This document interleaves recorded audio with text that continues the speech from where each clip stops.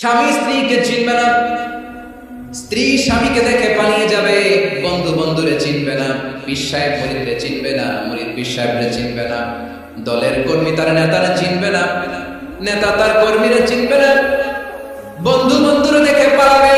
কঠিন মুহূর্তে সূর্যটা মাথার কাছে চলে আসবে, জমিনটা তামার জমিন হবে, আজকের জমিনের মতো নয়। মানুষ ঘর্মাক্ত, ক্লান্ত, শ্রান্ত মাথার মগজগুলো কানের ছিদ্র আর নাকের ছিদ্র দিয়ে বেয়ে বেয়ে পড়বে। বিশ্বনবী ফরমান, কিয়ামতের ওই কঠিন ময়দানে 7 শ্রেণীর ব্যক্তিকে রব্বুল আলামিন তার আরশের নিচে ছায়া দিবেন। তার মধ্যে প্রথম শ্রেণীর ব্যক্তি হলো ইমামুন আদিল, যে ইনসাফের সাথে বিচার করে, যে জাস্টিস সমাজে সার্ভ করে, যে সুশাসন নিশ্চিত করে, ওই ইমামুন আদিল। আদিল শব্দকে বুঝছেন না? ইন্নাল্লাহা ইয়া'মুরু বিল আদল, পাইছেন? আদিল। 7 শ্রেণীর ব্যক্তিকে আল্লাহ তাআলা সুশীতল আরশের নিচে ছায়া দিবেন, যেদিন তার দেয়া ছায়া ছাড়া কোনো ছায়া থাকবে না। এর প্রথম হচ্ছে ইমামুন আদিল, ন্যায়পরায়ণ শাসক। চিল্লায় বলেন সুবহানাল্লাহ। আবার বিশ্বনবী বললেন, ইন্নাল মুকসিতিনা ইনদাল্লাহি আলা মানাবির মিন নূর আন ইয়ামিনির রহমান। কিয়ামতের দিন যারা ন্যায়পরায়ণ হিসেবে আল্লাহর সামনে দাঁড়াবে, কিয়ামতের দিন রব্বুল আলামিন তার আরশের ডান দিকে ওই ন্যায়পরায়ণ লোকদের জন্য আরশের ডান দিকে একটা নূরের মিম্বারে তাদেরকে বসার সুযোগ করে দিবে। আল্লাহর আরশের ডান দিকে ন্যায়পরায়ণ লোকদের জন্য আল্লাহ তাআলা নূরের মিম্বার বানাবে।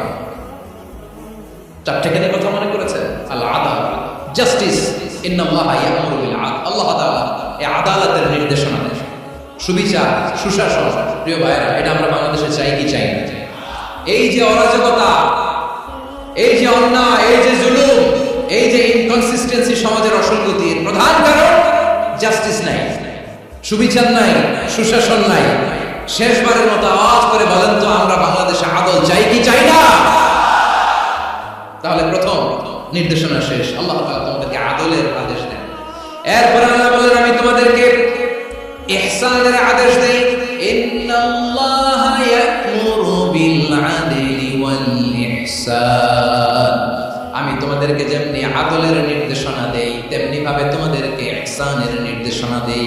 ইহসান, আওয়াজ করে সবাই বলেন তো ইহসান। ইহসান মানে কারো প্রতি সফট হার্টেড হওয়া, মহানুভব হওয়া, অনুগ্রহ পরায়ণ হওয়া, অনুগ্রহশীল হওয়া, একে অপরের প্রতি দয়াদ্র হওয়া। একে অপরের প্রতি দয়াদ্র, অনুগ্রহশীল হওয়া ছাড়া মানবিক সমাজ কশিনকালে গঠন করা সম্ভব না। প্রিয় ভাইরা, সুন্দর আচরণ দিয়ে, ইহসান দিয়ে যা জয় করা যায়, নরম আচরণ দিয়ে যেটা অর্জন করা যায়, কঠোরতা দিয়ে সেটা পারা যায় না। বিষ্ণু ঈসা ইসলাম ইহসান দিয়ে, কোমল আচরণ দিয়ে, তার অনুগ্রহ দিয়ে তিনি অনেক কাফিরের হৃদয়কে জয় করে ফেলেছেন। সাইয়েদনা সুমামা ইবনে উসাল রাদিয়াল্লাহু তাআলা আনহুর কথা মনে পড়ে যায়। তিনি ছিলেন ইয়ামামার বাদশা। মদিনাতে বিশ্বনবীকে হত্যা করার নিয়তে এসেছিলেন। গোপনে গোপনে বিশ্বনবীকে হত্যা করে আবার ইয়ামামাতে তিনি ফিরে যাবেন। কিন্তু কি অবাক করা কাণ্ড, হত্যা করতে পারে নাই, সাহাবাদের হাতে তিনি ধরা পড়ে গেলেন।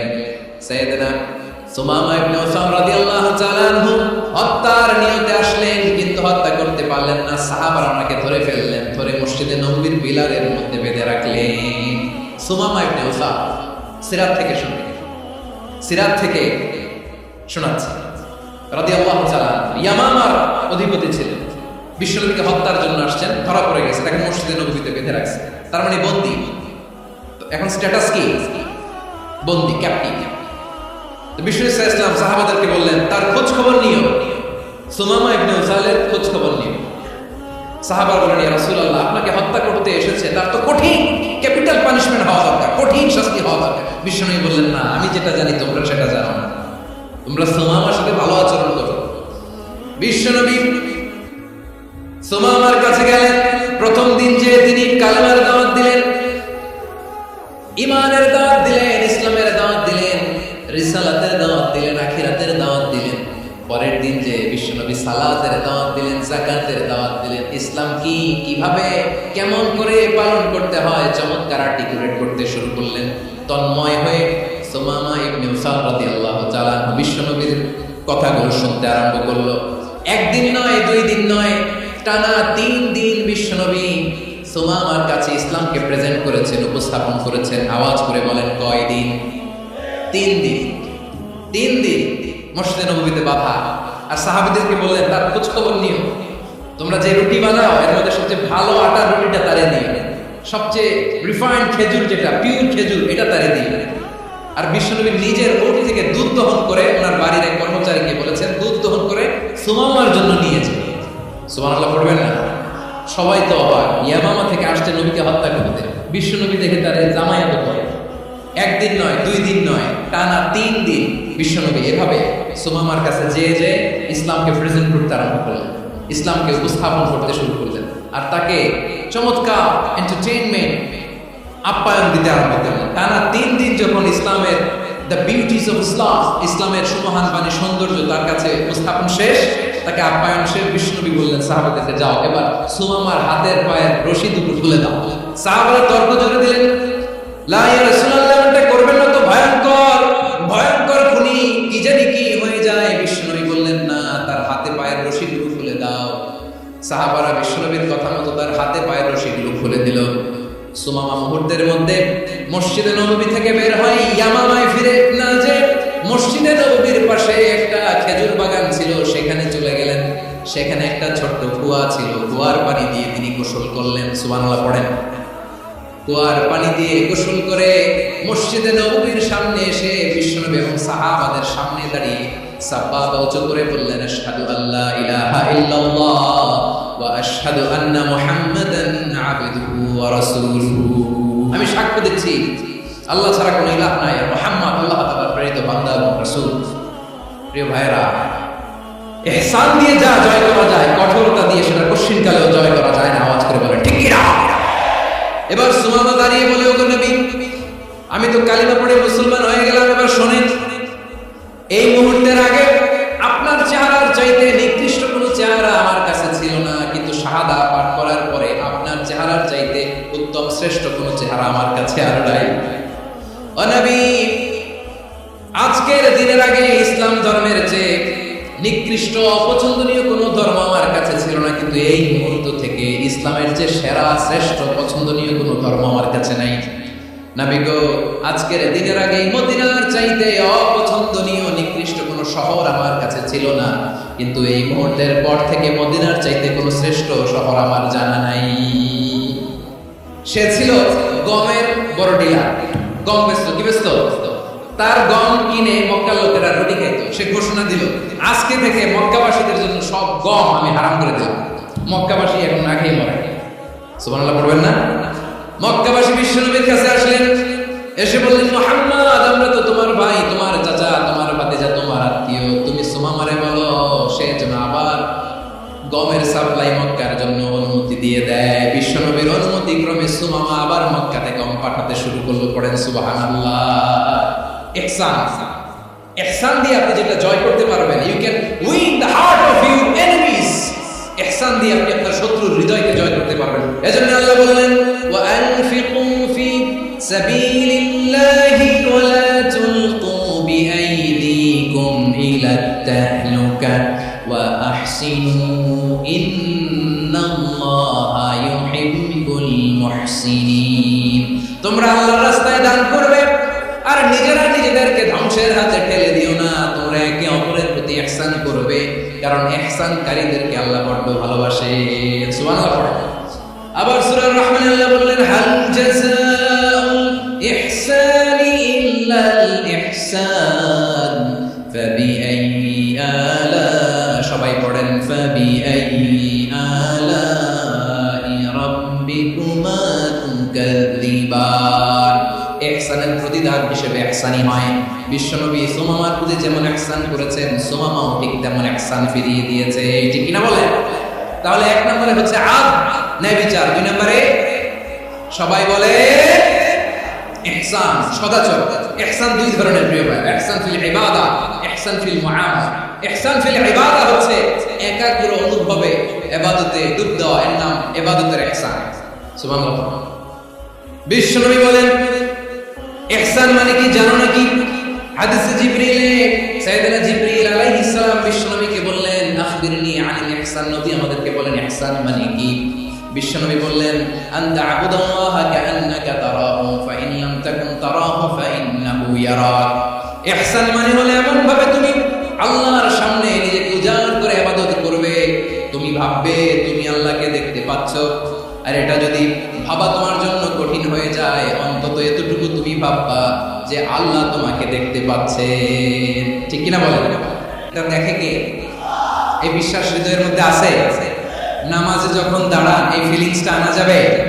এসা পর্যন্ত যে আমরা হায়াত পাবো কোনো গ্যারান্টি আছে? সবাই আওয়াজ করে বলেন গ্যারান্টি আছে? গ্যারান্টি নাই। এই জন্য বিষ্ণু ইসলাম বলেছে এমন ভাবে নামাজে দাঁড়াও, ইবাদত করো, মনে করো হতে পারে এটাই আমার জীবনের শেষ নামাজ। পারফর্ম দ্য সালাহ as if this is the last and final prayer. এমন ভাবে সালাতে দাঁড়াও, ভাবো হতে পারে এটাই তোমার জীবনের শেষ নামাজ। এমন ভাবে নামাজে দাঁড়াও, ভাবো এটাই শেষ নামাজ। তাহলে নামাজে একাগ্রতা বাড়ায় দিবে কে? ফলে ইবাদতের ইহসান আমাদের অর্জিত হবে। আর মুআমালাতে ইহসান হলো বিশ্বনবী বলেন ইন্নাল্লাহা তাবারাকা ওয়া তাআলা কাতাবাল ইহসানা আলা কুল্লি শাই ফাইদা কাতালতুম ফাআহসিনুল কিতলা ওয়া ইদা দাবাহতুম ফাআহসিনুদ যাবহা ওয়ালিয়ুহিদ্দা আহাদুকুম শাফরাতাহু ওয়ালিয়ুরিহ যাবিহাতাহু। ইহসান দুই ধরনের, একাগ্র অনুভব দিয়ে ইবাদত করা, মন প্রাণ দিয়ে ইবাদত করা। আর মুআমালাতে ইহসান কি? সব কাজে, দৈনন্দিন কাজে, কর্মে, সামাজিক অ্যাক্টিভিটিতে কোমলতা প্রদর্শন করা, অনুগ্রহের সাথে সবকিছু করা। আল্লাহ তাআলা ইন্নাল্লাহা তাবারাকা ওয়া তাআলা কাতাবাল ইহসানা আলা কুল্লি শাই, তিনি সবকিছুর ব্যাপারে ইহসানকে আবশ্যক করেছেন। সবকিছু মুমিনের সব কাজে ইহসানের পরশ থাকে। ওয়া ইযা কাতালতুম ফাহসিনুল কিতলা, বিষ্ণুই বলেন তুমি যখন কাউকে হত্যা করো ইহসানের সাথে করো। সুবহানাল্লাহ পড়বেন না? যখন হত্যা করো তখনও ইহসানের সাথে। আচ্ছা হত্যা করবো আবার ইহসান আসবে কোথা? ধরে তো মেরেই ফেলবো আমি। আল্লাহ, ও ভাই একজন খুন করেছে, খুনি, রাষ্ট্রীয় আইনে তার শাস্তি হয়েছে ডেথ পেনাল্টি, মৃত্যুদণ্ড। এখন মৃত্যুদণ্ড দেখে আপনি যেমনি মন চায় তেমনি মারবেন লোকটারে? ওর নাক কেটে ফেলতে পারবেন? ওর কান কাটতে পারবেন? ওর চোখ উপড়ে ফেলতে পারবেন আপনি? যেমন মন চায় তার অঙ্গ না, ইহসানের সাথে তাকে হত্যা করতে হবে। সুবহানাল্লাহ, this is Islam. This is the true essence of Islam. وَإِذَا ذَبَحْتُمْ فَأَحْسِنُوا الذَّبْحَ, যখন জবাই করবে তখন ইহসানের সাথে জবাই করবে। করব জবাই, ওখানে নাকি ইহসান। আচ্ছা কুরবানির দিন আমরা পশুগুলোকে কি করি বলেন? সবাই আওয়াজ করে জবাই। জবাই মানে তো এটা মেরেই ফেলতেছি, একটু করে তো টুকরো টুকরো করে গোশতগুলো খাবো। আরে এটা তো খাবো, এটা তো মেরেই ফেলবো। বিষ্ণু বলে না, জবাইয়ের মধ্যে মুমিনের জবাইয়ের ভেতরে ইহসানের পরশ থাকা চাই। যখন জবাই করবে প্রাণীটাকে হাত পা টাইট করে বেঁধে নাও, ছুরিটাকে শার্পেন করে নাও, ধারালো করে নাও, যাতে অল্প সময়ে জবাইটা হয়ে যায়, প্রাণীটা যাতে কম কষ্ট পায়। সুবহানাল্লাহ পড়েন। দিস ইজ কল্ড ইহসান। আল্লাহ তাআলা যেমনি আদলের আদেশ করেছেন, ন্যায় বিচার, জাস্টিস এনশিওর করতে বলেছেন, সমাজে ইহসানের ব্যবহার, ইহসানের অনুশীলন তিনি করতে বলেছেন। এজন্য মুমিনের প্রতিটি কাজে, আমার চট্টগ্রামের ভাইরা আমার দিকে তাকান, খেয়াল করে শুনুন, মুমিন জীবনের প্রতিটি কাজে ইহসানের পরশ থাকা যায়। আমরা যেন আমাদের পরিবারের প্রতি ইহসান করি, আমরা যেন আমাদের কর্মচারীদের প্রতি ইহসান করি, আমরা যেন আমাদের কলিগদের প্রতি ইহসান করি, আমরা যেন আমাদের ভাইদের প্রতি ইহসান করি। মুমিন জীবনের প্রতি কাজে ইহসানের পরশ থাকার দরকার আছে না নাই? কথা বুঝতে পেরেছেন? তাহলে আল্লাহ তাআলার তিনটা আদেশ ছিল, কয়টা গেল? প্রথমে কি ছিল? আদল। তিন নম্বরে রব্বুল আলামিন বললেন ওয়া ইতাইদিল কুরবা, নিকটাত্মীয়দেরকে দান করো। নিকটাত্মীয়দেরকে দাও, যারা তোমাদের ব্লাড কানেকশনের আত্মীয় তাদেরকে তোমরা দাও। এখানে জেনারেলি বললেন দাও, কি দিব সেটা তিনি এখানে বলেন নাই, সেটা তিনি সূরাতুল ইসরার মধ্যে বলেছেন। আল্লাহ বলেন ওয়া আতিদাল কুরবা হাক্কা, নিকট আত্মীয়দেরকে তাদের অধিকার, তাদের প্রাপ্য তোমরা বুঝিয়ে দাও। দেখেন, একটা শান্তির সমাজ, একটা সমৃদ্ধ সমাজ, একটা মানবিক সমাজ গঠনের জন্য আল্লাহ তাআলা বেশি না মাত্র তিনটা অর্ডার, তিনটা ভার্ডিক্ট তিনি জারি করেছেন। এক নাম্বার সুশাসন, ন্যায় বিচার। দুই নাম্বার ইহসান। তিন নাম্বার নিকটাত্মীয়, যারা কাছে, তোমার ভেরি ক্লোজ রিলেশনশিপে আছে, তাদেরকে দাও। দাও, দিলে বাড়িয়ে দেয় কে? অনেকে দিতে চায় না, কৃপণতা করে। দিলে বাড়ায় দেয় কে? মদিনার মধ্যে সবচাইতে গরিব সাহাবী ছিল বেলাল রাদিয়াল্লাহু তাআলা আনহু। ওনার এন্টায়ার অ্যাসেট, সম্পদের পরিমাণ কতদূর জানেন? একটা লুঙ্গি। বেলাল রাদিয়াল্লাহু তাআলা আনহু ওনার টোটাল ওয়েলথের এস্টিমেশন হচ্ছে মাত্র একটা লুঙ্গি। একটা লুঙ্গি, টোটাল ওয়েলথ এস্টিমেশন, টোটাল সম্পদের পরিমাণ বেলাল রাদিয়াল্লাহু তাআলা আনহু কি ছিল? ওই বেলাল রাদিয়াল্লাহু তাআলা আনহুকে বিষ্ণু ইসলাম বলেছেন, আনফিক ইয়া বেলাল, ও বেলাল তুমিও দাও, ওয়ালা তাখশা মিন যিল আরশি ইখলালা, আরশের অধিপতিত্ব কোনো ঘাটতি নাই, তুমি দিলে ওই আল্লাহ তোমারে বাড়ায় দিবে। এজন্য আমার প্রিয় ভাইরা, দিলে কমে না, দিলে বাড়ে। অনেকে ধরে রাখে, নতুন কিছু নিতে পারে না, হাত দিয়ে যেটা ধরে রেখেছেন এটা দিয়ে দেন, বড় একটা ধরার সুযোগ পাবেন। জোরে বলেন ঠিক কিনা? রব্বুল আলামিন বললেন ৩ নাম্বার আদেশ হলো তোমাদের প্রতি সমাজটারে কেমন করে মানবিক সমাজ, সুন্দর সমাজ গড়বা। ৩ নাম্বার আদেশ হলো ওয়াতিদাল কুরবা হাক্কা, নিকটাত্মীয়দেরকে তাদের প্রাপ্য বুঝিয়ে দাও। এই নিকটাত্মীয়দেরকে তাদের অধিকার বুঝিয়ে দেওয়া, প্রাপ্য বুঝিয়ে দেওয়াতে আমাদের গাফলতি আছে না নাই? অনেকে দেখবেন অনেক আল্লাহওয়ালা তাহাজ্জুদ গুজার, সেজদা দিতে দিতে কপালে কালো দাগ ফেলে দিছে, সে তার বোনের হকটা আদায় করে নাই, আছে না নাই? অনেক বড় হাজী সাহেব, বিশাল লম্বা দাড়ি, ছেলের সব দিয়ে দিছে, মেয়ের কিছু দেয় নাই, মেয়ের হক আদায় করে নাই, আছে না নাই? এই হাজী সাহেবেরা, এই আল্লাহওয়ালারা কিয়ামতের ময়দানে আটকে যাবে। আপনি অন্যের অধিকার নষ্ট করেছেন, তাদের রাইটস কে ভায়োলেট করেছেন। এজন্য আল্লাহ তাআলা বলেন, কারো অধিকার যদি কেউ নষ্ট করে, ওই সমাজটা মানবিক সমাজ কঠিন কালেও হতে পারে না। এজন্য ৩ নম্বর আল্লাহ বললেন, ওয়া ইতাইদিল কুরবা, নিকটাত্মীয়দেরকে দাও। কি দিবা? তাদের অধিকার দিয়ে দাও, বোনের অধিকার বুঝিয়ে দাও, মেয়ের অধিকার বুঝিয়ে দাও, ফুফুর অধিকার বুঝিয়ে দাও। দেখবেন অনেক মায়েরা ছেলের পাতে মুরগির রান দেয়, মেয়ের পাতে দেয় মুরগির ঠ্যাং। তো মেয়ের কি মুরগির রান খেতে মনে চায় না? মনে চায় না? এমনটা করা যাবে না। নিকটাত্মীয়দেরকে অধিকার দিয়ে দাও, নিকটাত্মীয়ের সাথে সুসম্পর্ক রাখো। আদেশটা কার?